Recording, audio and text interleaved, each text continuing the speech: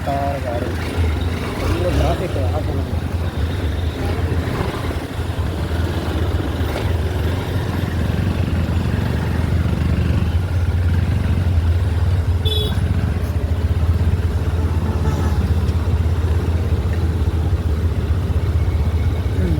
ಭಯಾನಕ ಟ್ರಾಫಿಕ್. ಇನ್ನು ನಾನು ಆ ಸಿಗ್ನಲ್ ತಲುಪೋ ಅಷ್ಟರಲ್ಲಿ ಒಂದು 3-4 ಸಲ ಸ್ಟಾಪ್ ಆಗುತ್ತೆ ಸಿಗ್ನಲ್.